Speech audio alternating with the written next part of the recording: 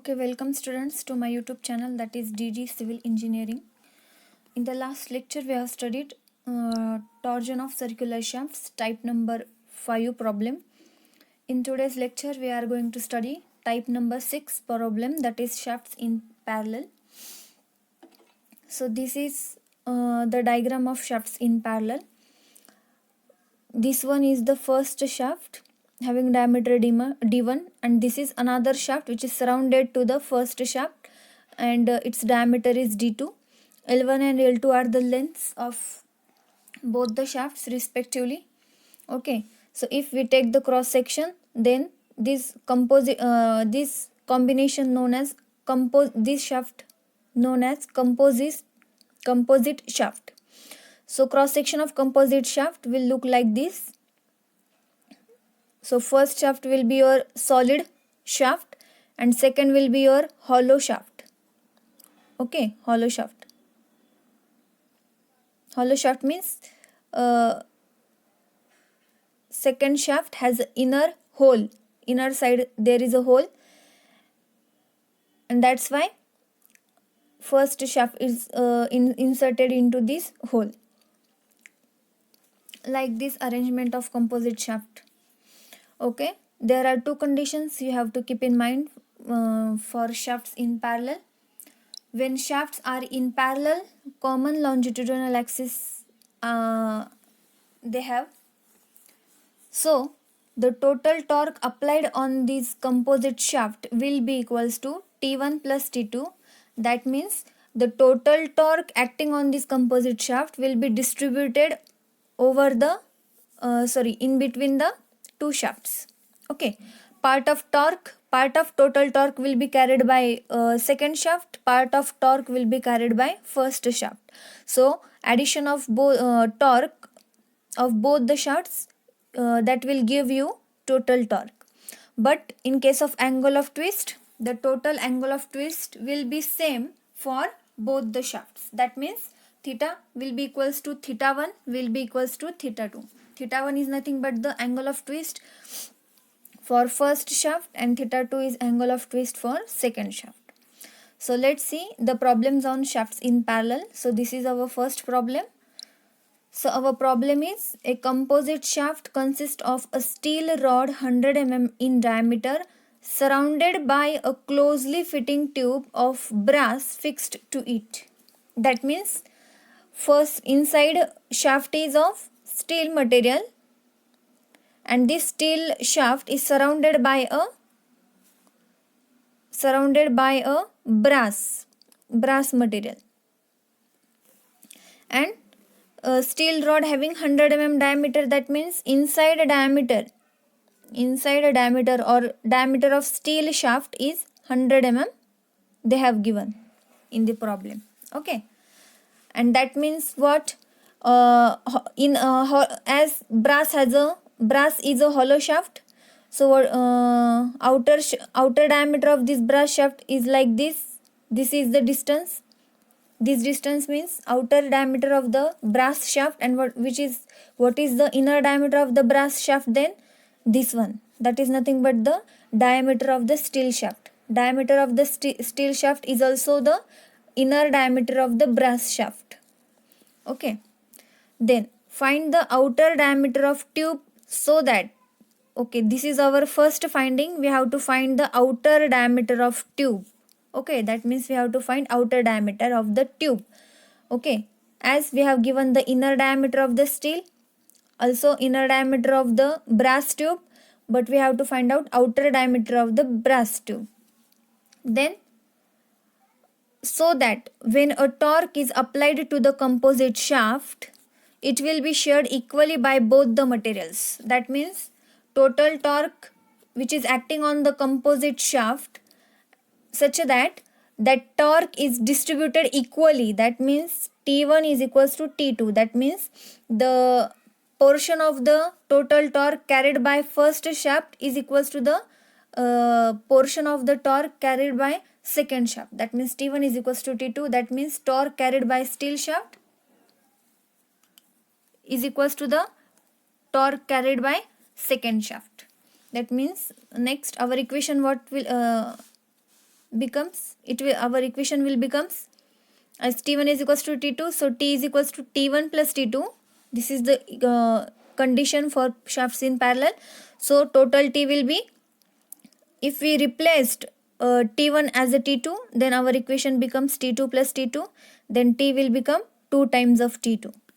So instead of 1 and 2, called it as steel and brass. T1 is nothing but the steel and T2 is nothing but the brass. Okay, so T1 means T for steel plus T for brass.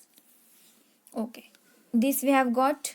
We have drawn the diagram, okay, according to the description given in our problem. So this is the steel shaft having 100 mm diameter. This is the brass shaft. Okay, so steel diameter DST is 100 mm. Capital D, that means outer diameter of brass we have to find out, and inner diameter of brass we have given, that is 100 mm. Outer shaft is hollow shaft and inner shaft is solid shaft. Okay, so next, again what they have given, okay, total torque they have given 20 kilonewton meter, that means T they have given 20 kilonewton meter. From T, if we put the value of T in this equation, we can calculate the T2, that means torque carried by steel shaft or brass shaft. Then what we have to calculate, then calculate maximum shear stress in each material, that means we have to calculate tau max for steel and tau for brass. These findings we have to find. And then angle of twist in length of 4 meter, that means we have to find angle of twist, means we have to find theta in a length of 4 meter.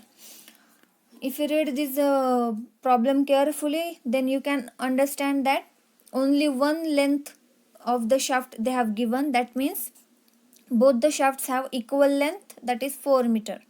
Okay, because in our problem they have not given the relation between lengths of the two shafts, they have only mentioned length of 4 meter, that means we can assume that both the shafts have same length, that is 4 meter. Then they have given, take GST is equals to 80 GPa and G for brass they have given 40 GPa. So by using these all the information, we have to find out first outer diameter of the tube, then we have to find out the maximum shear stress in each material, that means shear stress for steel and shear stress for brass we have to calculate, and then last one we have to calculate angle of twist. Okay, as these are the problems based on torsion of shafts, so whatever we have studied different problems on torsion of shafts, we have only used one equation, that is torsional formula. What is the torsional formula? T by J is equals to G into theta divided by L is equals to tau by R. This is complete formula. And according to the data given, we can equate the terms which are required. Okay, if T, J, G, theta and L they have given, then we equate these two terms. If these terms will be applicable for our equation, problem, then we equate these two equations, these two terms. And if these two terms are helpful in solving our problem, then we equate these two terms. So in case of this torsion of shaft, okay, while solving any problem, we have to the first step is to to write down the given. So first what we have given case, this case is of shafts are in parallel because composite materials are there. Then theta, so for that shafts are in parallel, what are the conditions we have to keep in mind while solving the problem? Theta is equals to theta 1 is equals to theta 2, and second condition we have to keep in mind that T is equals to total torque is equals to torque applied on first shaft plus torque applied on second shaft. That means here first shaft is of steel and second shaft is of brass, so write down the notations TST plus TBR. Okay, so as we have given T1 is equals to T2, so T will be equals to 2 times of TST, or T is equals to 2 times of TBR. Okay, similarly we can write down this equation as like this. So as we have total torque is 20 kilonewton meter they have given, so in Newton mm, what will be our T? 20 into 10 to the power 6 Newton mm. Then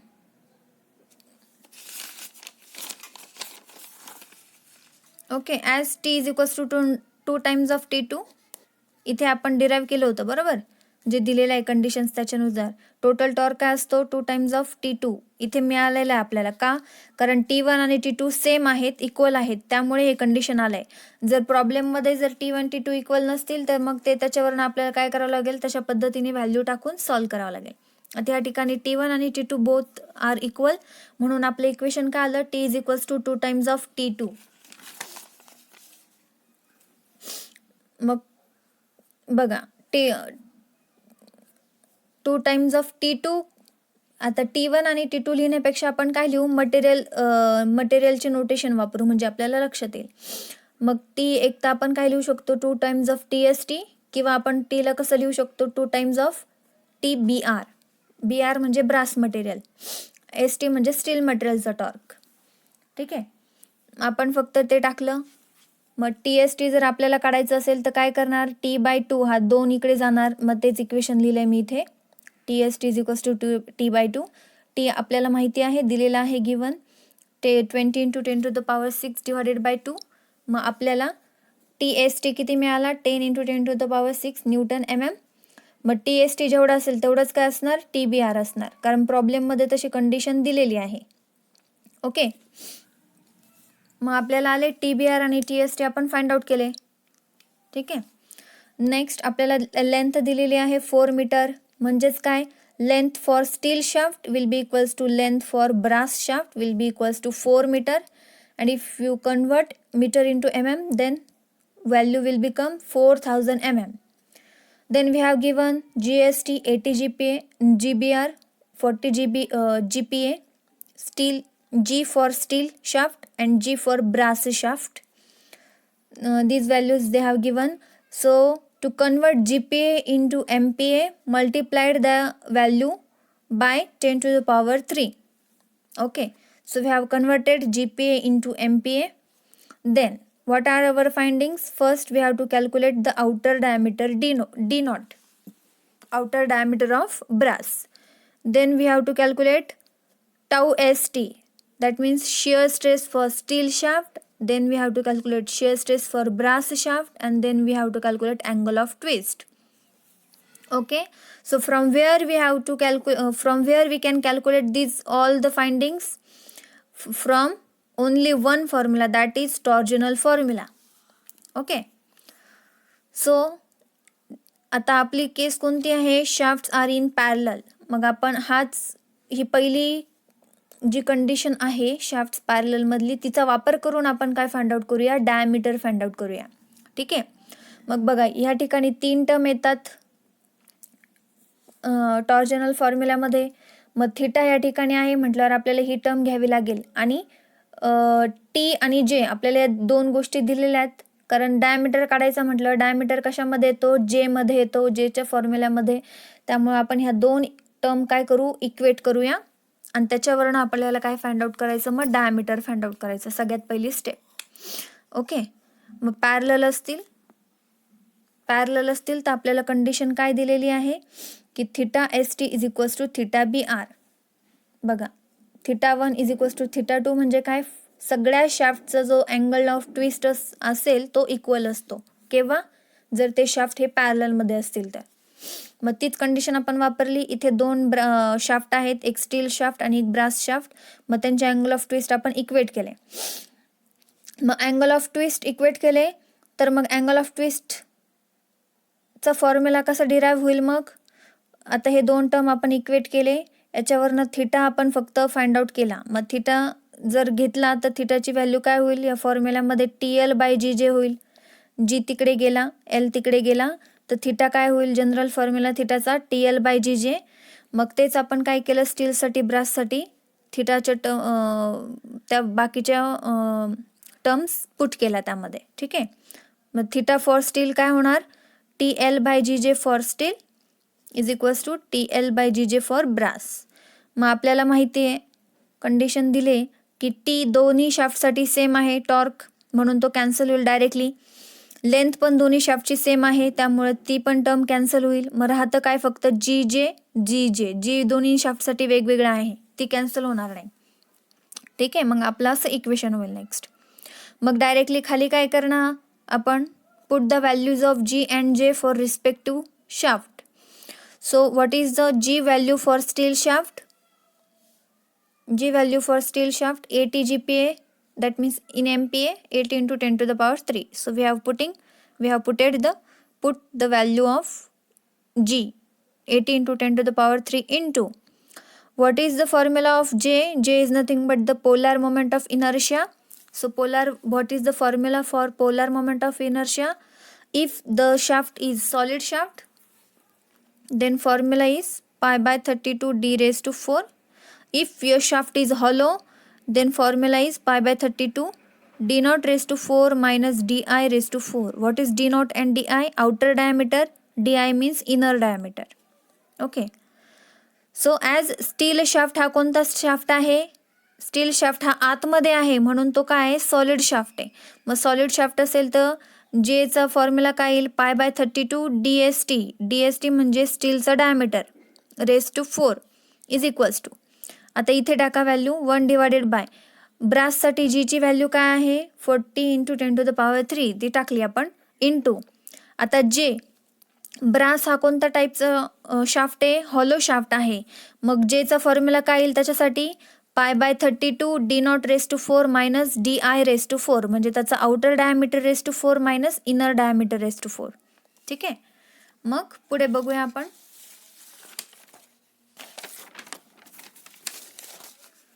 बघा ह्या diagram मध्ये explain केलेला आहे. ठीक आहे, हा आपला steel shaft आहे. स्टील शाफ्ट त्याला सराउंड केले ब्रास शाफ्ट, बरोबर. आतमधला डायमीटर स्टीलचा डायमीटर दिलाय म्हणजे काय D1 दिलेला आहे 100 mm आणि हा ब्रास शाफ्ट त्याला सराउंडेड आहे म्हणजे हा हॉलो आहे. त्याचा आउटर डायमीटर जर आपण डी नॉट मानला तर मग ह्या ब्रास शाफ्टचा इनर डायमीटर किती असणार, जेवढा स्टीलचा डायमीटर असणार, बरोबर. म्हणजेच D1 काय असणार, DI असणार, बरोबर. D1 will be equals to DI. Diameter of steel shaft is nothing but the inner diameter of the brass shaft. मग किती येतो 100 mm, म्हणून ब्रासचा इनर डायमीटर काय आला 100 mm. ठीक आहे, मग आपण त्या इक्वेशनमध्ये व्हॅल्यू टाकल्या. आता हे डायरेक्टली सॉल्व केलेलं आहे मी. आता बघूया पुन्हा व्हॅल्यू टाकली आपण. बघा काय 1/80 into 10 to the power 3 into pi by 32. 1/80 into 10 to the power 3 into pi by 32 into D for steel. स्टीलचं डायमीटर रेस टू 4. स्टीलचं डायमीटर किती 100 mm, मग 100 टाकला रेस टू 4. ठीक आहे, ST is equals to 1/40 into 10 to the power 3 हा G झाला आणि जे काय आहे pi by 32 into outer diameter raise to 4 minus inner diameter काय आहे मग ब्रासचा 100 रेस टू 4. मग हे जर सॉल्व केलं तर बघा तुम्हाला काय मिळेल, डिनॉमिनेटरला इकडे 10 to the power 3 10 to the power 3 same आहे त्यामुळे ह्या दोन टर्म कॅन्सल होईल. पाय बाय 32 सेम आहे दोन्हीकडे त्यामुळे ती टर्म कॅन्सल होईल. इथे 40 आहे, इथे 80 आहे, मग 40 एक 40 40 दुने 80. ओके, 41 जा 40 42 जा 80 म्हणून इथं काय आलं 2. ठीक आहे, डिवाइड केल्यानंतर सिम्प्लिफाय केल्यानंतर मग आपलं इक्वेशन काय होईल, रिमेनिंग टर्म्स इथे लिहा 1 divided by 2 into 100 raise to 4. हे खाली डिनॉमिनेटरला लाई या साईडला आणि इकडे LHSला काय राहील, सॉरी RHSला काय राहील 1 divided by D naught raise to 4 minus 100 raise to 4. मग ही टर्म तिकडे घ्या, ती टर्म तिकडे घ्या. ठीक आहे, की घेतल्यानंतर इक्वेशन काय होईल D naught raise to 4 minus 100 raise to 4 is equals to 2 into 100 raise to 4. हे जर पूर्ण इक्वेशन तुम्ही कॅल्सीच्या थ्रू सॉल्व केलं तर आपल्याला आउटर डायमीटर किती मिळतो 131.61 mm. अशा पद्धतीने आपलं हा जे फर्स्ट फाइंडिंग आहे ते आपल्याला मिळाले आहे डी नॉट. ठीक आहे, पुढे काय सांगितलं आपल्याला प्रॉब्लेममध्ये सॉल्व करायला किंवा डिटरमाइन करायला? टाऊ एस टी, स्टीलसाठी आपल्याला torque shear stress find out करायचा आहे. ठीक आहे. मग त्याच्यासाठी सुद्धा आपण फॉर्म्युला कोणता येणार, कोणता यूज करणार? Torsional formula. आता टॉर्जनल फॉर्म्युला हा आहे. आता याच्यामध्ये आपण कोणत्या दोन टर्म इक्वेट करणं योग्य राहील? कारण आपल्याला टाऊ काढायचं आहे म्हटल्यावर मग ही पहिली टर्म आणि ही दुसरी टर्म आपण इक्वेट केली तर आपल्याला टाऊ मिळून जाईल. मग त्या दोन टर्म घ्या, ते दोन फॉर्म्युले घ्या. स्टीलसाठी आपल्याला काढायचे म्हणून स्टील. मग स्टीलच्याच व्हॅल्यू टाका. टी काय आहे स्टीलसाठी? 10 × 10⁶ डिवायडेड बाय जे काय आहे स्टीलसाठी? π/32 × 100⁴ is equals to tau S T जो आपल्याला काढायचा आहे. आणि आर म्हणजेच काय? Diameter, radius. ठीक आहे. स्टीलचं डायामीटर किती आहे? 100 mm. मग रेडियस किती होईल? 50 mm. हे जर इक्वेशन सॉल्व केलं तर तुम्हाला टाऊ एस टी मिळेल. किती मिळतो तो? 50.929 Nm/mm². ठीक आहे. अशा पद्धतीने टाऊ एस टी आलं. मग सेम फॉर्म्युला आपण कशासाठी यूज करू शकतो? टाऊ ब्रास काढायचं आहे आपल्याला, बरोबर? त्याच्यासाठी पण तोच फॉर्म्युला वापरणार आपण मग. ठीक आहे. मग ही सेकंड फाइंडिंग आपली. टाऊ बी आर काढायचे, सेम फॉर्म्युला, फक्त ब्रासच्या व्हॅल्यू टाकायच्या त्यात. टी फॉर ब्रास किती आहे? 10 × 10⁶ डिवायडेड बाय π/32 इंटू. आता ह्या ठिकाणी बघा, ब्रास हा हॉलो शाफ्ट आहे. मग हॉलो शाफ्ट घेताना कसं करतो आपण? Outer diameter ⁴ minus inner diameter ⁴. Outer diameter already आपण डिटरमाइन केला ब्राससाठी. किती आला होता तो? 131.61 मग ती व्हॅल्यू टाकली. इनर डायमीटर माहिती ⁴.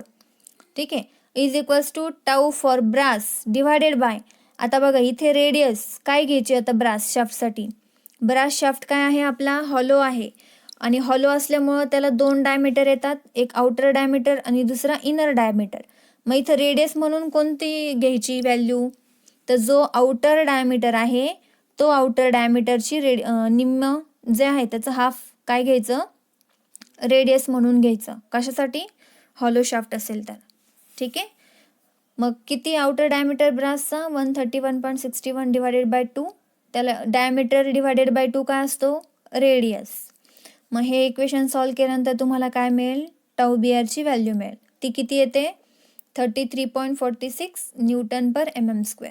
ह्या ठिकाणी आपलं झालं सेकंड फाइंडिंग. आणि लास्ट फाइंडिंग आपल्याला काय करायचं आहे? अँगल ऑफ ट्विस्ट आपल्याला डिटरमाइन करायचं आहे. आपल्याला माहिती आहे आपली केस जी आहे ती पॅरललमध्ये, म्हणजे शाफ्ट हे पॅरललमध्ये आहेत.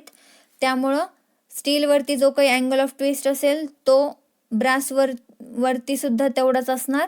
आणि टोटल कंपोजिट शाफ्टवरती सुद्धा काय असणार? तेवढंच अँगल ऑफ ट्विस्ट असणार. ठीक आहे. मग आपल्याला बघा मग आपल्याला कोणत्या दोन टर्म इक्वेट करणं योग्य राहील, फिजिबल राहील? टॉर्जनल फॉर्म्युलापैकी ह्या दोन टर्म इक्वेट केल्या तर आपल्याला थिटा मिळेल. मग थिटा कसा? थिटाची व्हॅल्यू, थिटाचा फॉर्म्युला काय होईल? हे जर सिम्प्लिफाय केलं तर TL/GJ. मग TL/GJ घेतला आपण. मग स्टीलसाठी आपण फाइंड आउट करूया, कारण स्टीलसाठी जर फाइंड आउट केलं तर तो अँगल ऑफ ट्विस्ट कशासाठी असणार? ब्राससाठी पण सेम राहणार. ठीक आहे. मग सिम्प्लिफायसाठी आपण स्टीलसाठी घेऊया, कारण स्टील हा सॉलिड शाफ्ट आहे, त्याच्यामध्ये एकच डायमीटर येतो, म्हणजे कॅल्क्युलेशनला बरं राहील. मग आपल्याला व्हॅल्यू टाकल्या मग TL/GJ ह्या फॉर्म्युलामध्ये. थिटा टी व्हॅल्यू आहे ही, एल व्हॅल्यू आहे 4000 mm डिवायडेड बाय जी काय आहे स्टीलसाठी? 80 × 10⁻³ इंटू π/32 जे 100⁴ थिटा. मग आपल्याला हा थिटाची व्हॅल्यू काय मिळते? हे सॉल्व केल्यानंतर 0.05 रॅडियन. आणि रॅडियनचं कन्व्हर्जन आपल्याला जर डिग्रीमध्ये करायचं असेल तर नेहमी काय करतो आपण? 180/π ने मल्टिप्लाय करतो. आणि मल्टिप्लाय केल्यानंतर आपल्याला जे थिटाचं आन्सर येतं ते कशामध्ये भेटेल? मग डिग्रीमध्ये भेटेल. जर अँगल ऑफ ट्विस्ट डिटरमाइन करायला विचारलं तर कशामध्ये डिटरमाइन करायचं? नेहमी डिग्रीमध्ये. कॅल्क्युलेशन रेडियनमध्ये येईल आणि नंतर मग त्याचं कन्व्हर्जन डिग्रीमध्ये करायचं by multiplying 180/π. Similarly you can solve other problems also. Okay. This is the simple problem based on shafts in parallel. Okay. तर सिमिलर प्रॉब्लेम तुम्ही स्टडीला घेऊ शकता, प्रॅक्टिस करू शकता. ओके. थँक्यू.